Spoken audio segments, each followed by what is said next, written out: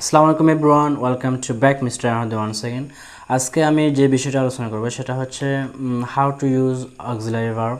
Auxiliary verb ব্যবহার করে কীভাবে আমরা ইংলিশে কথা বলবো। So this video is very important for the beginners who wants to learn English. So let's begin. We learn by teaching.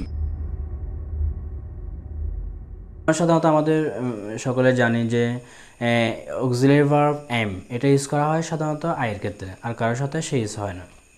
So I am সবসময় আয়ের সাথে এম ইউজ হবে। সো আই এম, আমি এটা, আমি এটা, আমি এটা, এভাবে আপনি অনেক সেন্টেন্স বলতে পারবেন।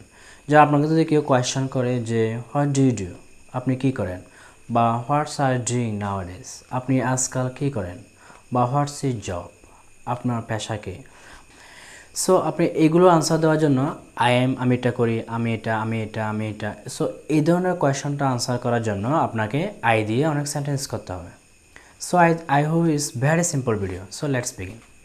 যেমন আমি একজন ছাত্র, কেউ আপনাকে কোয়েশ্চেন করলো হোয়াট ডু ইউ ডু, তুমি কী করো, তখন আপনি আনসার দিতে পারেন আম স্টুডেন্ট, আমি একজন ছাত্র। যদি আপনি ইঞ্জিনিয়ার হন তখন বলবেন আম ইঞ্জিনিয়ার। আই এমকে সংক্ষেপে আমরা আম ইউজ করবো। Is clear? স্পোকেনে আমরা শর্টলি ইউজ করতে হবে। So that's why I am engineer না বলে আমি বলবো am engineer. Is clear? So আমি একজন দার্শনিক, এটা ইংলিশ কী হবে? Am architect. Is clear?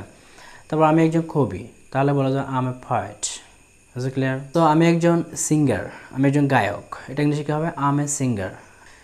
আমি একজন অভিনেতা, তাহলে বলতে পারো আম অ্যান অ্যাক্টর।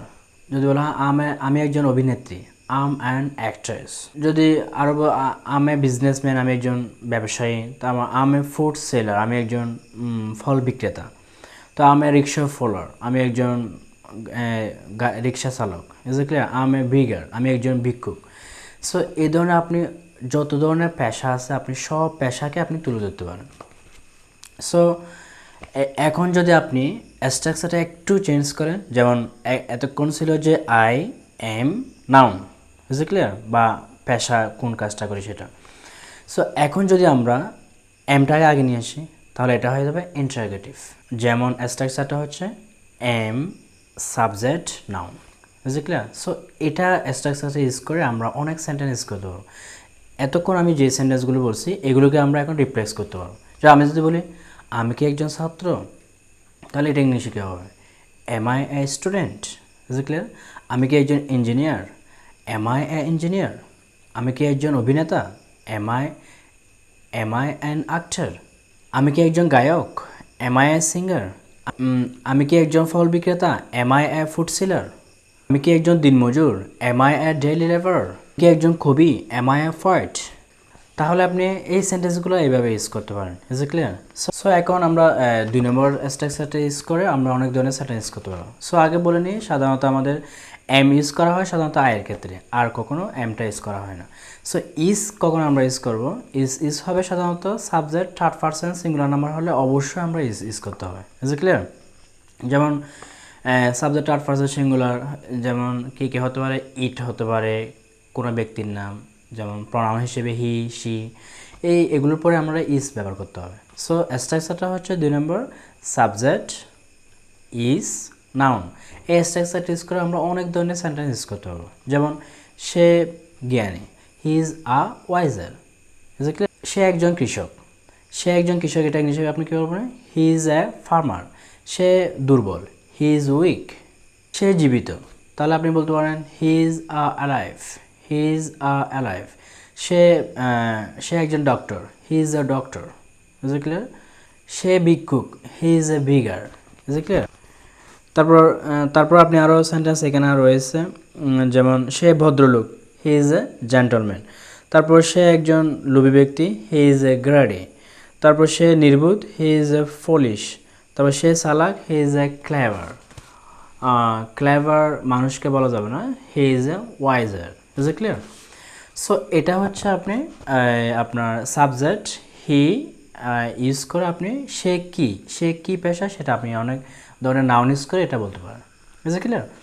সো এখন যদি আপনি স্ট্রাকচারটা একটু চেঞ্জ করেন, যেমন ইজটাকে আগে নিয়ে আসি, তাহলে এটা হয়ে যাবে ইন্টারোগেটিভ সেন্টেন্স। যেমন স্ট্রাকচারটা হচ্ছে ইজ সাবজেক্ট নাউন, তখন কিন্তু কোয়েশ্চেন মার্ক দিতে হবে, এটা ইন্টারোগেটিভে চলে যাবে। যেমন আমি এতক্ষণ আমরা যে সেন্টেন্সগুলো বললাম এগুলো যদি আমরা একটু রিপিট করি, যেমন আমি যদি বলি সে কি কৃষক, তাহলে কি হবে is he farmer, clear.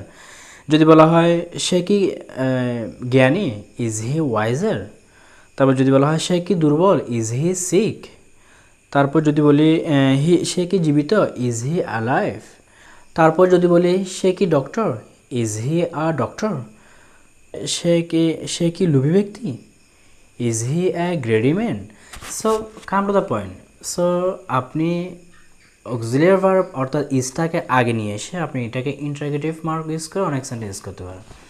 So আর কখন ইউজ করা হয়, এটা হচ্ছে আর ইউজ করা হয় তখন যখন আমরা সাবজেক্ট প্লুরাল ভার্ব হিসেবে আর প্লুরাল ইউজ করা হয়, অর্থাৎ যখন সাবজেক্ট থার্ড পারসন সিঙ্গুলার হবে না, এম আই হবে না, অর্থাৎ সকল ধরনের প্লুরাল সাবজেক্টের ক্ষেত্রে আর ইউজ করতে হবে। যেমন আমরা, লোকেরা, যদি দুইজন অথবা তার চেয়ে বেশি বোঝায় আমরা আর ইউজ করতে পারবো। সো যেমন আমরা বলতে পারি আমরা বাঙালি, we are Bangali, is it clear. So আমরা আরও বলতে পারি আমরা গরিব, উই আর পুয়ার। আমরা কৃষক, তার আমরা বলতে পারি উই আর ফার্মার। আমরা অশিক্ষিত, তখন আমরা বলতে পারি we are uneducated, is it clear. যদি বলা হয় আমরা সাহসী, we are courageous, is it clear.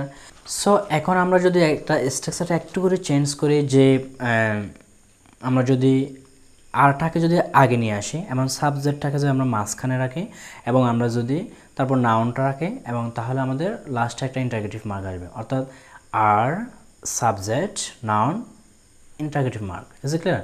So এই স্ট্রাকচার ইউজ করে আপনি এই সেন্টেন্সগুলোকে আবার রিপিট করতে পারেন। যে আপনি বলতে পারেন আমরা কি বাঙালি, are we Bangali, is it clear.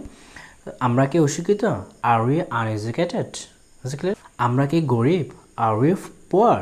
আমরা কি কৃষক, আর উই ফার্মার। সাহসী, আর উই করেজিয়াস। সো আপনি এই সেন্টেন্সগুলো ইউজ করতে পারেন, অর্থাৎ আপনি এম ইজ আর ব্যবহার করে এম ইজ আরের সাথে নাউন ইউজ করে আপনি অনেক ধরনের ইংলিশে কথা বলতে পারেন, ঠিক আছে। তখন আমরা আলোচনা করছি যে শুধু এম ইজ আরের সাথে নাউন ইউজ করে যদি আপনি যদি ভার্ব ইউজ করেন তাহলে কিন্তু ভার্বের সাথে আইএনজি ইউজ করতে হবে। কেন? কারণ সাবজেক্ট এম ইজ আর, ভার্বের সাথে আইএনজি, এটা হচ্ছে প্রেজেন্ট কন্টিনিউয়াস টেন্স। তো প্রেজেন্ট কন্টিনিউয়াস টেন্স কখন আসবে? যদি আমরা একটা ভার্ব ইউজ করি। যদি আমরা নাউন ইউজ করি তাহলে আমাদেরকে আইএনজি করতে হবে না, তখন আমাদের ওই এমইসারগুলো মেইন ভার্ব হিসেবে কাজ করবে। অনেক সময় অক্সিলারি ভার্ব মেইন ভার্ব হিসেবে কাজ করে, যেমন এতক্ষণ আমি যা বলছি এইগুলাই। যেমন আম এ স্টুডেন্ট, আমি একজন ছাত্র, এই এমটা এখানে মেইন ভার্ব হিসেবে কাজ করে। সো আপনি যদি এটাকে হেল্পিং ভার্ব মনে করেন, যে আপনি যদি মনে করেন যে অ্যামিজার এটাকে হেল্পিং ভার্ব, তাহলে আমি আরেকটা ভার্ব নিয়ে আসবো, তাহলে ওই ভার্বের সাথে আইএনজি করতে হবে। কেন? এটা present continuous tense. Present continuous টেন্সে সবসময় ভার্বের সাথে আইএনজি হবে। আর প্রেজেন্ট কন্টিনিউয়াস টেন্সটা হচ্ছে কোনো কাজটা চলমান কাজ বোঝাবে, যে আমি এটা করতেছি, আমি ভিডিও বানাচ্ছি, তারপর আমি পড়তেছি, আমি খাচ্ছি, এভাবে এটা বোঝাবে। এখন কন্টিনিউয়াস টেন্সের স্ট্রাকচারটা আমি আলোচনা করি। সাবজেক্ট প্লাস এম ইজ আর, এবং একটা মেন ভার্ব থাকবে, মেন ভার্বের সাথে ভার্বের সাথে আইএনজি থাকবে, মূল ভার্বের সাথে আইএনজি প্লাস অবজেক্ট থাকতে পারে, তারপর আপনার ফুল স্টপ থাকতে পারে, লাস্টে ফুল স্টপ। কারণ এখানে ইন্টারোগেটিভ হবে না। যদি আমরা এমইসারকে আগে নিয়ে আসি তখন হয়ে যাবে ইন্টারোগেটিভ। ক্লিয়ার? সো আমরা দুইটাই আলোচনা করব। সো আমি যদি বলি আমরা বেড়াতে যাচ্ছি, তাহলে কন্টিনিউয়াস টেন্সের মধ্যে আপনাকে বুঝতে হবে তেসো তেসি তেসেন, এই কথাটা বাংলাতে থাকবে, মানে বাংলা কথার সাথে থাকবে তেসো তেসি তেসেন। যেমন আমি খাচ্ছে, আপনি খাচ্ছেন, আমি যাচ্ছি, সে আসতেছে, এই জন্য তেসো তেসি তেসেন এটা থাকবে, অথবা ছয়শো আকার সে। ক্লিয়ার? আপনি এই সেন্টেন্সগুলো বাংলাতে বুঝবেন যে এটা প্রেজেন্ট কন্টিনিউয়াস টেন্স। সো এখন আমি যদি কিছু উদাহরণ দিই, আমরা বেড়াতে যাচ্ছি, তখন আপনি বলতে পারেন we are going to visit, we are going to visit, is it? তাহলে কাম টু দ্য পয়েন্ট। এখানে একটা জিনিস খেয়াল করেন যে আপনি উই যেহেতু প্লুরাল সেজন্য উই এর সাথে আর হলো। সো এখানে ভার্বটা কি হচ্ছে যাওয়া, ঠিক আছে? সো যাওয়াটা ইংরেজি কি গো। সো সেজন্য কি হলো উই আর গোয়িং, অথবা ভার্বের সাথে আইএনজি হলো। আমি যদি আরেকটা সেন্টেন্স বলি, তাহারা রোদ পোহাচ্ছে, তা আপনি বলতে পারেন দে আর বাস্কিং ইন দ্য সান। যদি আমি আরেকটা সেন্টেন্স বলি, তারা নদী থেকে মাছ ধরতেছে, তাহলে কি হবে?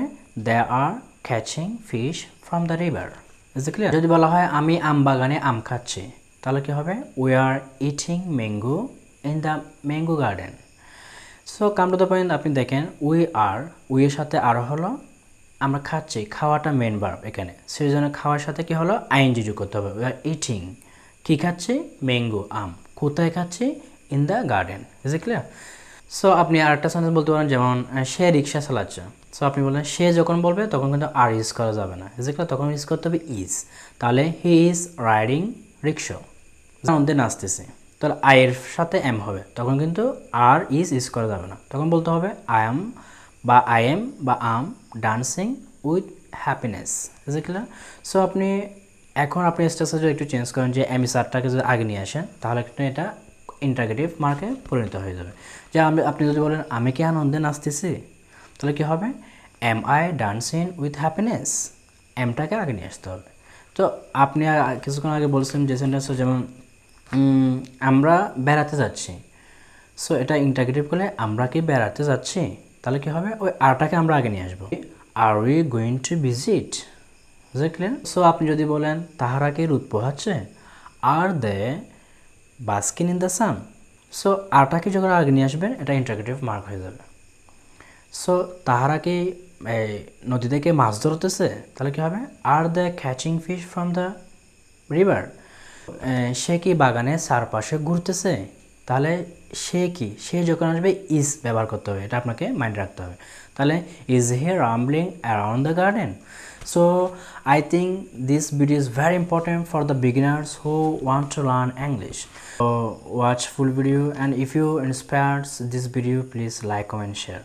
So now bye, take care, Allah Hafiz.